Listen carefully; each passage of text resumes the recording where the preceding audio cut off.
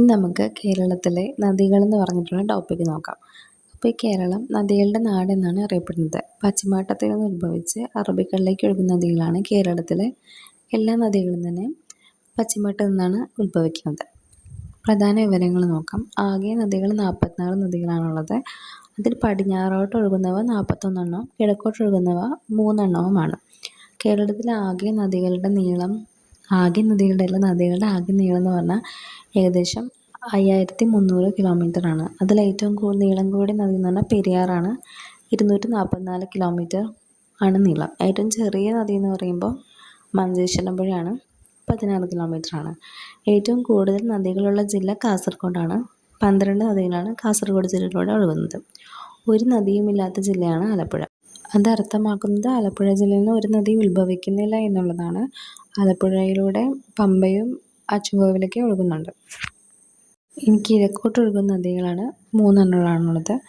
കബനി, ഭവാനി, പമ്പാറാണ് കിഴക്കോട്ട് ഒഴുകുന്ന നദികൾ. ബാക്കിയെല്ലാം പടിഞ്ഞാറേട്ട് ഒഴുകുന്ന നദികളാണ് ബാക്കിയുള്ള നദികളൊക്കെ. പിന്നെ എല്ലാ നദികളും പശ്ചിമഘട്ടത്തിൽ നിന്നാണ് ഉത്ഭവിക്കുന്നത്. നമുക്ക് ഓരോ പ്രധാന നദികൾ നോക്കാം. ആദ്യം പെരിയാറാണ്. പെരിയാറാണ് കേരളത്തിലെ ഏറ്റവും നീളം കൂടിയിട്ടുള്ള നദി. ഉത്ഭവം ശിവഗിരി മലയിൽ നിന്നാണ്. ഇടുക്കിയിലുള്ള ശിവഗിരി മലയിൽ നിന്നാണ് ഉത്ഭവിക്കുന്നത്. ഇടുക്കി അണക്കെട്ട് ഈ നദിയിലാണ് സ്ഥിതി ചെയ്യുന്നത്. കേരളത്തിൻ്റെ ജീവരേഖ എന്നാണ് അറിയപ്പെടുന്നത്. മുല്ലപ്പെരിയാർ, ഇടമലയാർ പദ്ധതികൾ സ്ഥിതി ചെയ്യുന്നത് പെരിയാർ നദിയിലാണ്. രണ്ടാമത്തെ വലിയ നദിയാണ് ഭാരതപ്പുഴ. നീള എന്നറിയപ്പെടുന്നതും ഭാരതപ്പുഴയാണ്.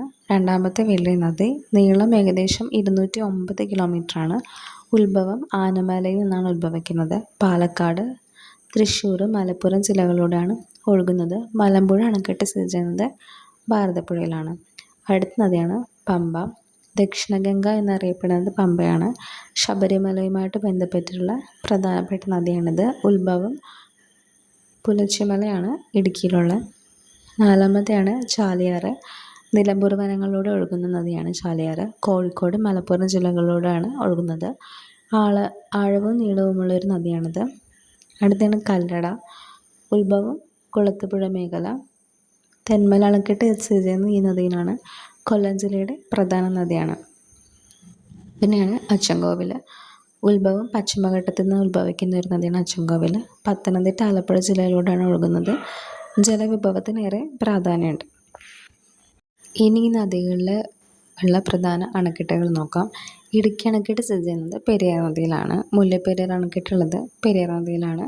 ഇടമലയാർ അണക്കെട്ടുള്ളതും പെരിയാർ നദിയിലാണ്. അപ്പോൾ പെരിയാർ നദിയിൽ സ്ഥിതി ചെയ്യുന്ന 3 അണക്കെട്ടുകളാണ് ഇടുക്കി, മുല്ലപ്പെരിയാർ, ഇടമലയാർ. ഈ ഓർഡറിൽ ഓർത്ത് വെച്ചാൽ മതി. പിന്നെ മലമ്പുഴ അണക്കെട്ട് സ്ഥിതി ചെയ്യുന്നത് ഭാരതപ്പുഴയിലാണ്. ഷോളയാർ അണക്കെട്ട് സ്ഥിതി ചെയ്യുന്നത് ചാലക്കുടി പുഴയിലാണ്. ബാണാസുര സാഗർ സ്ഥിതി ചെയ്യുന്നത് കബനി നദിയിലാണ്. വയനാടുള്ളതാണ് കബനി നദി. തെന്മല അണക്കെട്ടുള്ളത് കല്ലടയാണ്. കക്കയാർ അണക്കെട്ടുള്ളത് കക്കയാർ കൊച്ചിയിലാണ്. പറമ്പിക്കോടുള്ളത് ആളിയാർ പദ്ധതി ആളിയാറാണ്. ഇനി അറബിക്കടലിൽ പതിക്കുന്ന പ്രധാന നദികൾ ഏതാണെന്ന് നോക്കാം. പെരിയാർ, ഭാരതപ്പുഴ, പമ്പ, ചാലിയാർ, കല്ലട, അച്ചൻകോവിൽ, ചാലക്കുടി പുഴ, കുന്തിപ്പുഴ, വളപട്ടണം പുഴ, കല്ലായിപ്പുഴ ഇതെല്ലാം പതിക്കുന്നത് അറബിക്കടലിലാണ്. ഇനി ഇമ്പോർട്ടൻ്റ് ആയിട്ടുള്ള കുറച്ച് PSC ഫാക്ട്സ് ഓർത്തിരിക്കാനായിട്ട് നോക്കാം. അപ്പോൾ കേരളത്തിലെ ആകെ നദികൾ എന്ന് പറയുമ്പോൾ 44 എണ്ണമാണ്. അതിൽ പടിഞ്ഞാറോട്ട് ഒഴുകുന്നത് 41 എണ്ണവും കിഴക്കോട്ട് ഒഴുകുന്നത് 3 എണ്ണവുമാണ്. ഏറ്റവും നീളം കൂടിയ നദി എന്ന് പറഞ്ഞാൽ പെരിയാറാണ്. 244 കിലോമീറ്ററാണ് പെരിയാറിൻ്റെ നീളം എന്ന് പറയുന്നത്. ഏറ്റവും ചെറുതെന്ന് പറഞ്ഞാൽ മഞ്ചേശ്വരം പുഴയാണ്. 16 കിലോമീറ്ററാണ് അതിൻ്റെ നീളം. ദക്ഷിണ ഗംഗ എന്നറിയപ്പെടുന്നത് പമ്പയാണ്. കേരളത്തിന് ജീവരേഖ എന്നറിയപ്പെടുന്നത് പെരിയാറാണ്. നദികളില്ലാത്ത ജില്ല, അതായത് ഉത്ഭവിക്കാത്ത ജില്ല എന്ന് പറയുമ്പോൾ ആലപ്പുഴയാണ്. ഏറ്റവും കൂടുതൽ നദികൾ ഒഴുകുന്ന ജില്ല എന്ന് പറയുമ്പോൾ കാസർഗോഡാണ്. അതിലൂടെ 12 നദികളാണ് ഒഴുകുന്നത്.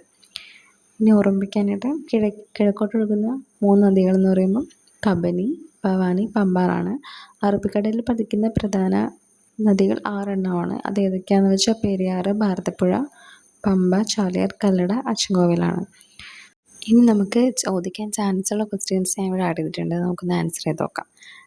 കേരളത്തിലെ ആകെ നദികൾ എത്രയാണെന്ന് വെച്ചാൽ എത്രയാണ്? 44ആണ്. കിഴക്കോട്ട് ഒഴുകുന്ന നദികൾ ഏതൊക്കെയാണ്?